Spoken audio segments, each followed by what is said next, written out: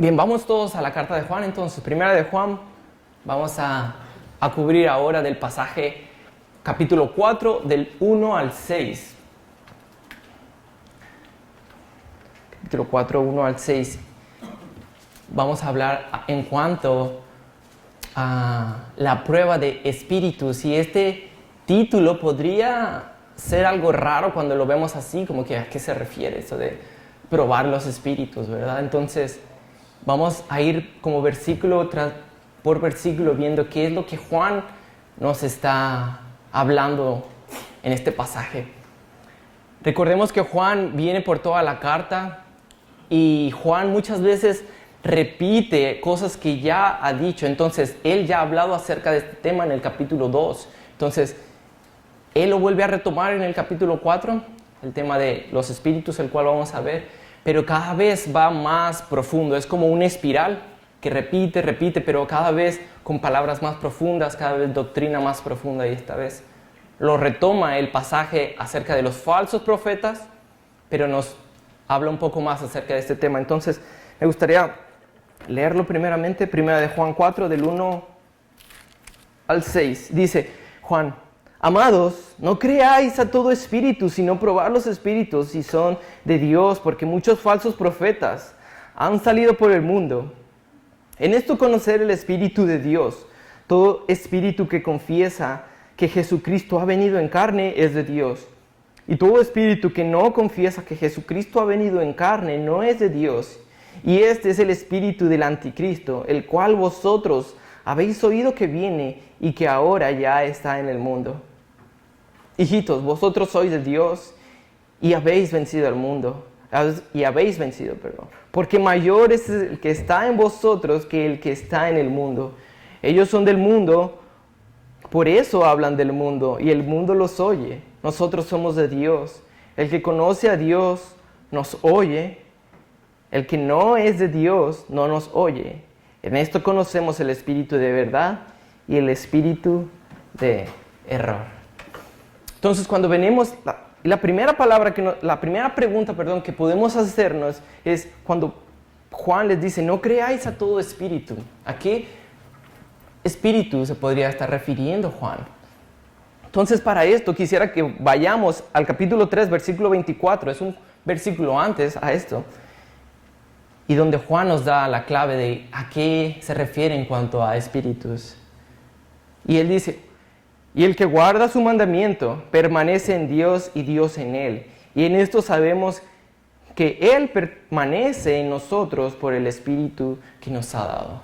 Entonces Juan se está refiriendo a que Cristo permanece en ustedes, porque el Espíritu Santo está ahora en ustedes. Después Juan les dice inmediatamente después: pero no hagan caso a todo espíritu. Entonces Juan se refiere a realmente lo que mueve a la persona, lo que lo motiva a hacer las cosas. Como que Juan podría haber dicho: no crean a todo mundo, ¿ok? En ustedes está el Espíritu Santo, y eso es prueba de que Cristo está en ustedes. Pero después les dice: pero no crean a todo mundo. No creáis a todo espíritu. Entonces, en el versículo 24 podemos ver que nuestra salvación, dice Juan, que es confirmada, y estamos seguros de que pertenecemos a Cristo por la obra del Espíritu Santo. Nuestra certeza, nuestra confianza, nuestra afirmación de la realidad de nuestra salvación está basada en la obra del Espíritu Santo. Juan nos dice, pero en la carta de Juan, en 3:8, dice: el viento sopla de donde quiere y no lo puedes ver y no lo puedes controlar, pero puedes ver su efecto, hablando acerca del Espíritu Santo. Y esa es una ilustración que Juan usa para hablar acerca del Espíritu Santo. El Espíritu Santo es invisible, pero los efectos son visibles. Mediante los efectos manifiestos, visibles, de la obra invisible del Espíritu Santo, sabemos que Él vive en la persona. No es como un foquito rojo que está arriba de cada persona diciéndonos: oh, este tiene el Espíritu Santo, este tiene otro espíritu que no es el Espíritu Santo. Juan nos dice: podemos probar lo que motiva, lo que está dentro de la persona, si es realmente el Espíritu Santo de Dios o es otro espíritu? Y ahora, ¿cómo poder hacer esto? Y Juan nos va a hablar de cómo podemos nosotros probar los espíritus. Si realmente es el Espíritu Santo o es otro espíritu. Juan nos dice, si no probar los espíritus si son de Dios. Probad en el griego se refiere a una palabra que se usaba en el comercio. Cuando una persona iba con las monedas de oro que se usaban en aquel entonces, las personas veían la moneda del tamaño que es, pero muchas veces estas personas tallaban las monedas para quitarles el oro, y a pesar de que estaba del mismo tamaño, la moneda pesaba menos. Entonces, cada vez que se hacían estos intercambios, las personas pesaban las monedas para ver si están de acuerdo a lo que era el valor. Entonces, es lo mismo cuando Juan usa esta palabra probar. Es como pongan eso en la báscula y a pesar de que se ven reales, a pesar de que se ven que son de 10 quilates de oro, pruébenlos. Porque puede ser que parezcan externamente, pero no es el mismo valor. Entonces, es lo mismo que Juan nos dice, pongamos esas personas que dicen tener el Espíritu Santo en esta báscula. Y eso va para todos, para cualquier movimiento que dice que es del Espíritu Santo, para cualquier predicador, para cualquier maestro, para todo mundo. Pongámoslo en la báscula. ¿Y sabremos cuál es la báscula? La palabra de Dios. Y veamos si realmente tienen ese valor que dice. Entonces, ven la analogía que Juan usa acerca de, ok, pongamos a esas personas en la báscula. Ahora vamos a ver qué es las características que estas personas tienen que cumplir para ver si es el Espíritu Santo de Dios o no es el Espíritu Santo de Dios. Entonces, ¿cómo hacemos esto? Y Juan les dice, porque muchos falsos profetas han salido al mundo. Y no solo dice, hey, tengan cuidado porque hay falsos profetas, sino que usa la palabra muchos, como que cuando vemos una característica así en la Biblia es porque hay que tener cuidado, porque han sido muchos los que han salido del mundo. Y en aquel entonces, ¿y será que tenemos el mismo problema ahora de los muchos falsos profetas hoy día? ¿O será que solo fue en aquel entonces? Entonces, creo que es la palabra de Dios que nos habla incluso de problemas que tenemos ahora en la actualidad en cuanto a los falsos profetas. Falsos maestros que dicen hablar por el Espíritu Santo.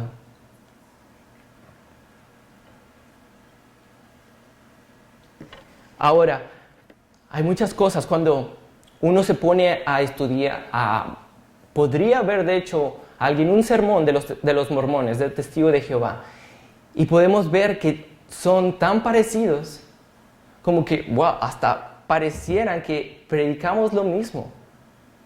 Como que si no nos damos cuenta, estos falsos profetas no están diciendo, hey, tengo una mentira que te quiero decir. No, realmente usan las mismas palabras espirituales, el mismo vocabulario muchas veces. Oh, sí, Cristo es una buena persona, Cristo es un buen ejemplo, sí, de hecho él era Dios, pero siempre hay algo fundamental en lo que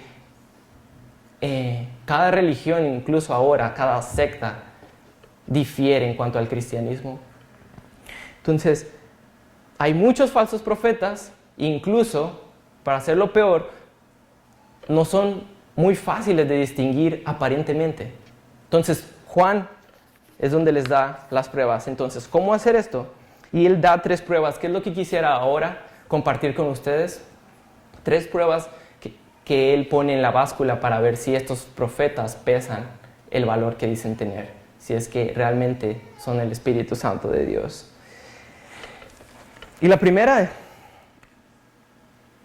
está en el versículo 2. Y en esto conocer el Espíritu de Dios. Todo espíritu que confiesa que Jesucristo ha venido en carne es de Dios. Entonces, cualquier persona, predicador, maestro, movimiento, que no esté de acuerdo en cuanto a la cristología que tenemos nosotros, que Cristo es 100% hombre y 100% Dios. Entonces, todo aquel que confiese que Cristo no ha venido en carne, no es de Dios. Esta es la primera prueba, la cristología. Por cristología nos referimos a lo que creemos de Dios, de Cristo, perdón, cómo es Cristo y su obra. Y podemos pensar, como que, ¿y qué de importancia tiene? ¿Se han preguntado qué más da si dicen que Cristo vino en la carne o no, Cristo no vino en la carne? ¿Qué importancia tiene eso para nuestra esperanza, para nuestra fe? En esto es donde diferimos las religiones que hay en el mundo, las sectas. Por ejemplo, el budismo dice que Cristo es solamente hombre. El gnosticismo, que es el problema que estaba pasando en aquel entonces, dice que Cristo solamente era Dios. Ya que el mundo material es malo, Jesús es imposible que Dios se haya encarnado en un hombre, ya que la carne es mala. Jesús tenía apariencia de un hombre, pero realmente no era un hombre, era un ser espiritual, ya que lo espiritual es lo único bueno. Entonces, esta es otra creencia en cuanto a Dios. El hinduismo piensa que Jesucristo es otro Dios. Testigos de Jehová, Jesucristo es un ángel. Los mormones, Él es un hombre. Entonces, la respuesta básicamente, y que sí es importante o no, la encarnación de Cristo, es que no habría salvación para nosotros si no fuera por la encarnación de Cristo. Es por eso que es importante creer que Cristo vino en carne. No habría salvación para nosotros sin nada de lo que conlleva la salvación, la regeneración, nuestra fe, la glorificación, la santificación, el llegar a ser como Cristo. El autor de Hebreos, si me permiten leerlo, en Hebreos 2, 14 al 17.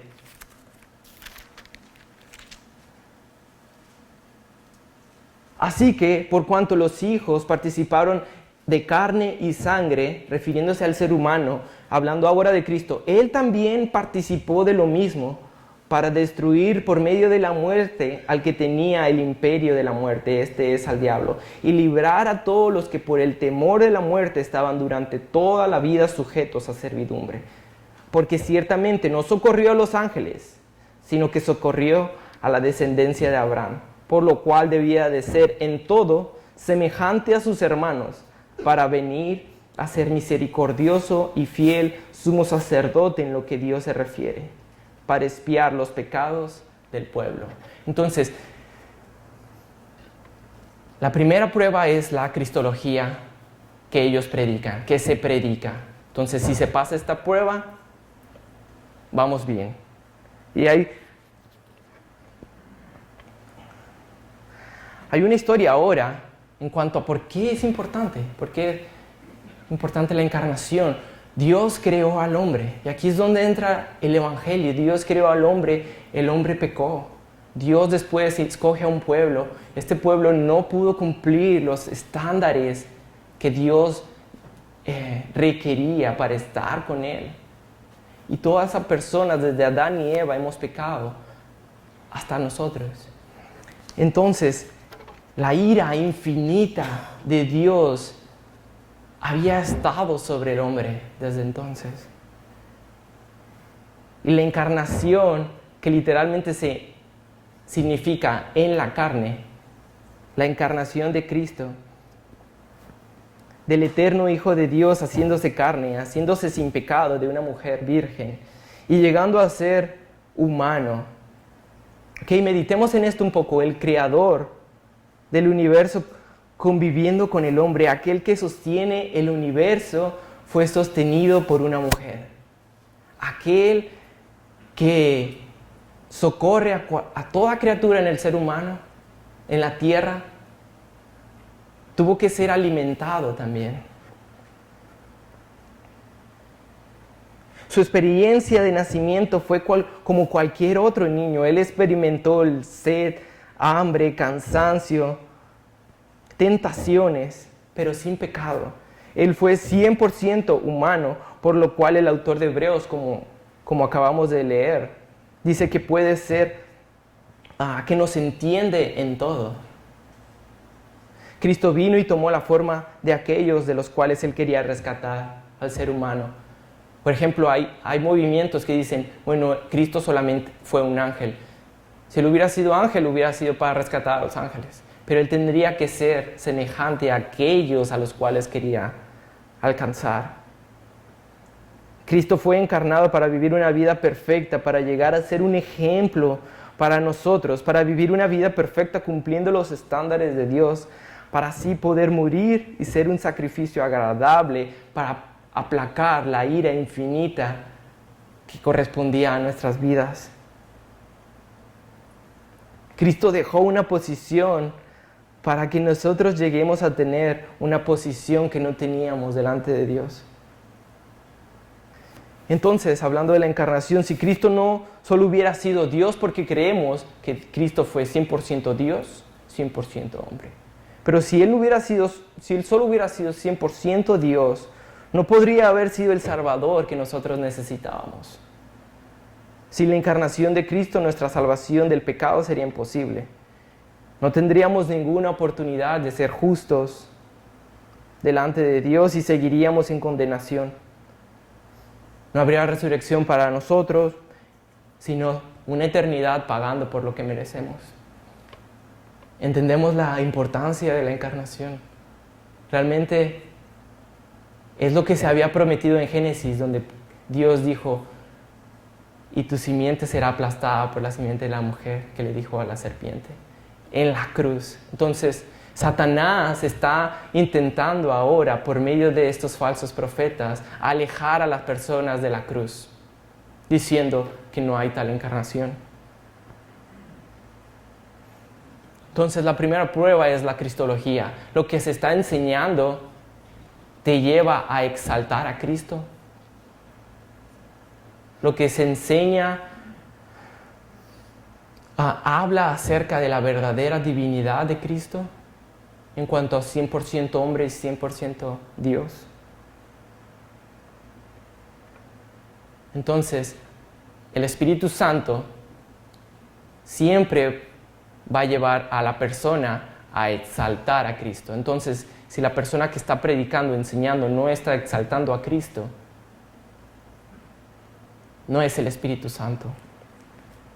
Y ese es el rol del Espíritu Santo. Si vamos a Juan 16:13. Juan 16, 13 al 14. Juan 16, 13 al 14. Pero cuando venga el Espíritu de verdad, Él os guiará a toda la verdad, porque no hablará por su propia cuenta, sino hablará todo lo que oyere, y os hará saber las cosas que habrán de venir. Él me glorificará. Entonces, el Espíritu Santo glorifica a Cristo. Entonces, alguien que diga tener el Espíritu Santo va a ser porque está predicando a un Cristo exaltado. La cristología es la primera prueba que podemos ver en cuanto a estos falsos maestros y cómo poder probarlos. La segunda la tenemos en el versículo 5. Y dice Juan, y ellos son del mundo, por eso hablan del mundo y el mundo los oye. Estos falsos profetas en aquel entonces movían masas, movían increíble cantidad de personas. ¿Y por qué es que pasaba esto? ¿Por qué es que están moviendo masas, cantidades grandes de personas? Y aquí Juan nos lo dice, ellos hablan del mundo, por eso, ellos son del mundo, por eso hablan del mundo y el mundo los oye. Entonces, estos falsos maestros que predicaban en aquel entonces, predicaban el gnosticismo, o sea, hey, Cristo no fue hombre, porque la carne es mala, solamente fue Dios, porque lo espiritual es bueno. Entonces estos predicaban esto a las personas decían, ok, entonces yo puedo hacer lo que quiera con la carne. Influenciados por la cultura grecorromana, que era una cultura de sexualidad. Ellos decían, pues me gusta esto, porque pues mientras yo esté bien en lo espiritual, la carne, ¿qué importa? Tú les predicas esto a las personas Y se van a emocionar, te van a seguir, porque eso es lo que querían. Desenfreno en la parte material. Entonces, Juan les dice, no se extrañen porque son del mundo, hablan cosas que los atraen. Por eso es que cantidades y cantidades de personas los siguen. Ahora, ¿qué es algo que quizá hoy no, si predicamos el gnosticismo, quizá no te van a seguir? Como que dices que Cristo no es de la carne o cosas. Pero hay un mensaje que se está predicando ahora, que está moviendo masas e increíble cantidad de personas. ¿Se han dado cuenta? El evangelio de la prosperidad. Ahora está pasando lo mismo, pero con otro evangelio. ¿Qué es lo que se está predicando? Se les está ofreciendo lo que el corazón regenerado quiere. Lo que el corazón no regenerado quiere, perdón. Se les ofrece salud, se les ofrece riquezas, se les ofrece prosperidad. Presentan descaradamente los deseos de la carne como lo último, la cosa más valiosa en la vida. Y lo meten de la manera que puedan, usando versículos para que ustedes lo reciban bien o que lo recibamos bien y lo creamos. Predican el hecho de poder sacarte de las tristezas, de la experiencia diaria. Los pueden colocar multitudes, hacer que las luces se prendan, se apaguen, que la música esté a todo volumen y elevarlos a algún tipo de experiencia que... Entonces, estas masas están usando las emociones, están usando la música, están usando el show y les presentan una oportunidad a las personas que están en desesperación por alcanzar una prosperidad, y las personas están tomando eso, porque es lo que mueve ahora a las personas, las riquezas, el estar bien, la salud.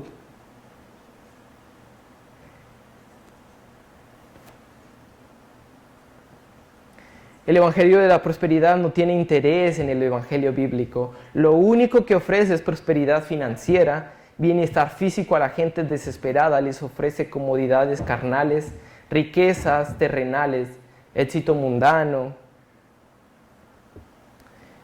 Y eso es lo peor, porque muchas personas que están en esta desesperación y tienen poco, cuando escuchan este evangelio, es como que, wow, esta es mi oportunidad, voy a darlo todo porque me están ofreciendo una prosperidad inmediata, me están ofreciendo algo que yo quiero, que deseo. Entonces, esto es lo que se está predicando. Entonces, la prueba número 2 es, predican de acuerdo al mundo. Te van a predicar algo que realmente el mundo está queriendo. Entonces, ¿estas personas te están llevando a la palabra? ¿O estas personas están abiertas a ser probadas? Porque todo movimiento que se dice ser del Espíritu Santo te va a llevar a exaltar a Cristo primeramente, te va a llevar a la palabra. Si no están haciendo primeramente estas dos pruebas, entonces es cuando tenemos que ver, bueno, aquí algo está pasando. Ahora Juan nos dice en el versículo 6 la tercera prueba. Y esta es, si estas personas siguen la verdad o no siguen la verdad. Y Juan dice, nosotros somos de Dios, el que conoce a Dios nos oye, el que no es de Dios no nos oye. En esto vemos que el espíritu de verdad y el espíritu de error. Entonces, es contraria, es todo lo opuesto.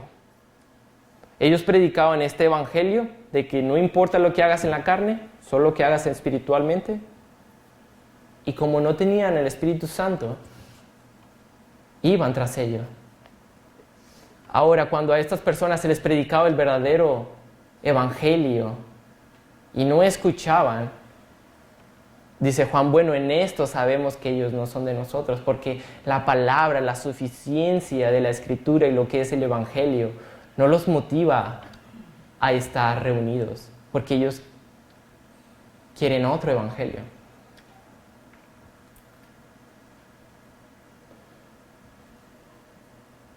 Ahora, tenemos estas pruebas y como creyentes tenemos la capacidad de probar y probar a todos si es cierto que tiene el Espíritu Santo o es otro espíritu.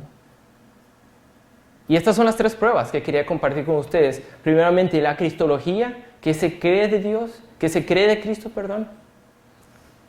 La divinidad de Él. Están exaltando a Cristo, primeramente. ¿Qué evangelio están predicando?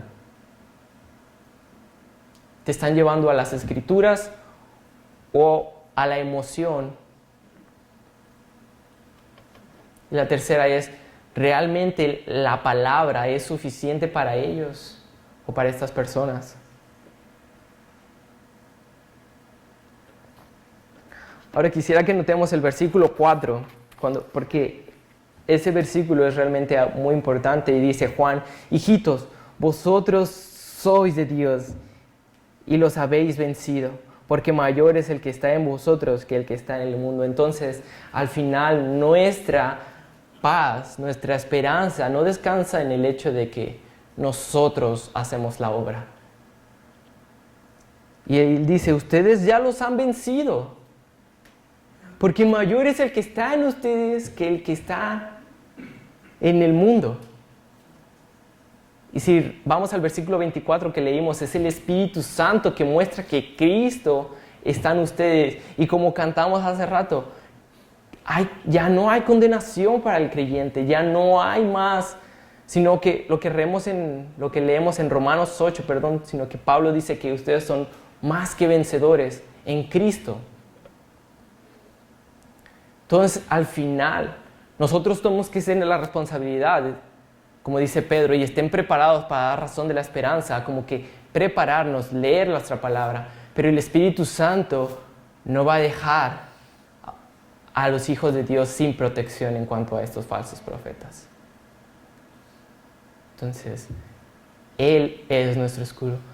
Y recordemos el Evangelio, porque Cristo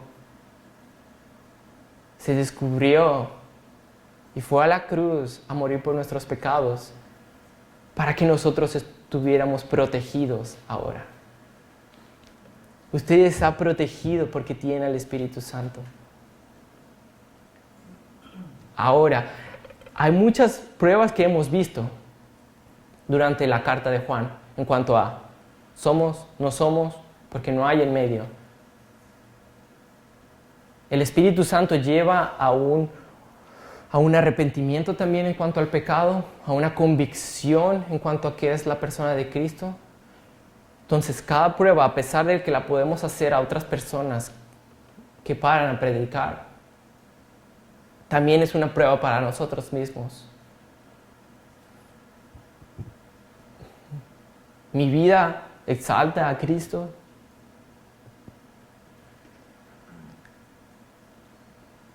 ¿Qué evangelio estoy escuchando y cuál evangelio me estoy predicando también a mí mismo?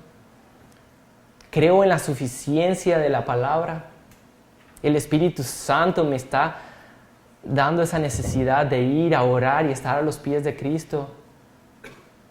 Entender las Escrituras, meditar en ellas. Entonces, el Espíritu Santo tiene un rol muy importante en la vida del creyente, que lleva al creyente a exaltar a Cristo.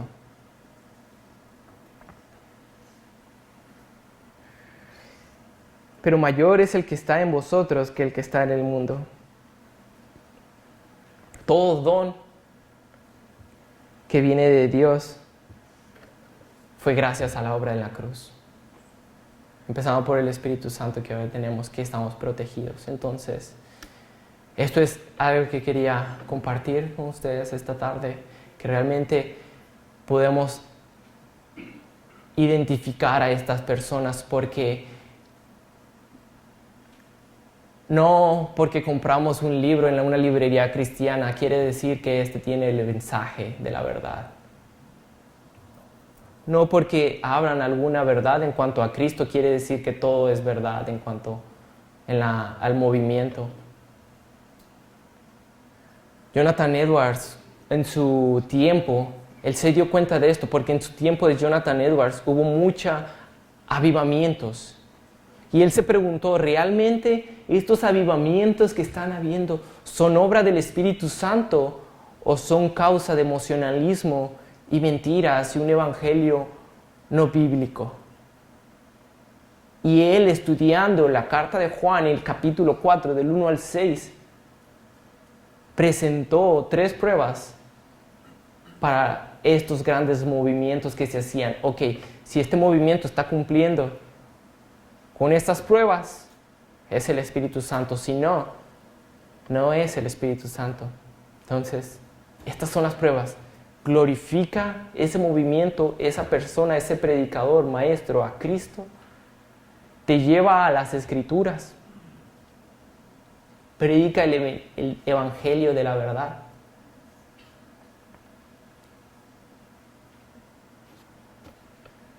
Creo que como creyentes nosotros somos capaces ahora por el Espíritu Santo de probar a todo el mundo, incluso los que predicamos aquí mismo. Probarnos a nosotros mismos. Ponernos en la báscula de la palabra y ver si cumplimos con los requerimientos que la palabra misma ha expuesto. Entonces, Juan hablándonos, amados, no creáis a todo espíritu, sino probad los espíritus si son de Dios, porque muchos falsos profetas han salido por el mundo. En esto conoced el Espíritu de Dios. Todo espíritu que confiesa que Jesucristo ha venido en carne es de Dios. Y todo espíritu que no confiesa que Jesucristo ha venido en carne no es de Dios. Y este es el espíritu del anticristo, el cual vosotros habéis oído que viene y ahora ya está en el mundo. Hijitos, vosotros sois de Dios y los que habéis vencido, porque mayor es el que está en nosotros que el que está en el mundo. Ellos son del mundo, por eso hablan del mundo y el mundo los oye. Nosotros somos de Dios. El que conoce a Dios nos oye y el que no conoce a Dios no nos oye. En esto conocemos el espíritu de la verdad y el espíritu del error. ¿Qué tal si oramos esta mañana?